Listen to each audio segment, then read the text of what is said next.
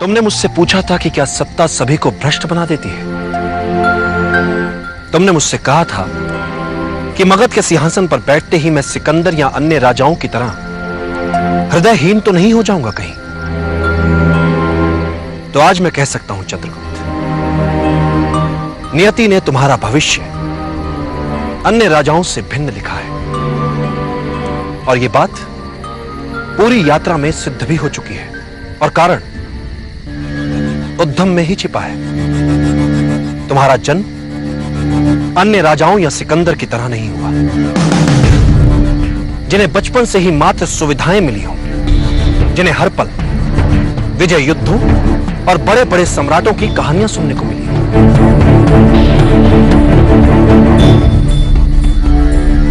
और तुम एक निर्धन परिवार में जन्मे, एक ऐसा परिवार जो कुचला गया, जिसने सदा सहा ही सहा, दुख अपमान यातना सब कुछ सहा। और चंद्रगुप्त, जिसे ये सब कुछ याद रह जाता है, अपनों का दुख, अपनों की यातना, अपनों की असहायता, अपनों की निर्धनता,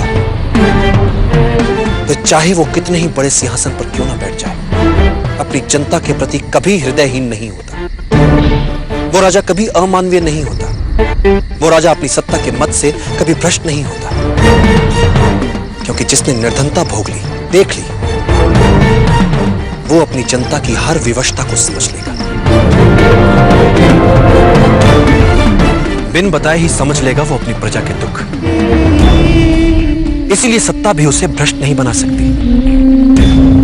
फिर वो अपनी निजी महत्वाकांक्षाओं को पूरा करने के लिए नहीं जिएगा, वरन अपनी सत्ता और शक्ति का उपयोग अपने जैसे गरीबों के जीवन बदलने के लिए करता है। साधारण जन के लिए असाधारण दुनिया का निर्माण करने के सपने देखता है, क्योंकि उसके मन में गरीबों के लिए दर्द होता है।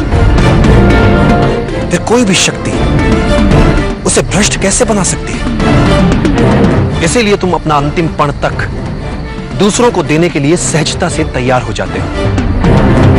अपनी मां की अंतिम निशानी तक उन्हें बचाने के लिए दांव पर लगा देते हो, जिन्हें तुम ठीक से जानते तक नहीं।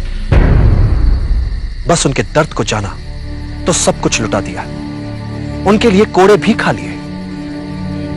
चंद्रगुप्त, तुम दूसरे राजाओं की तरह भ्रष्ट हो ही नहीं सकते।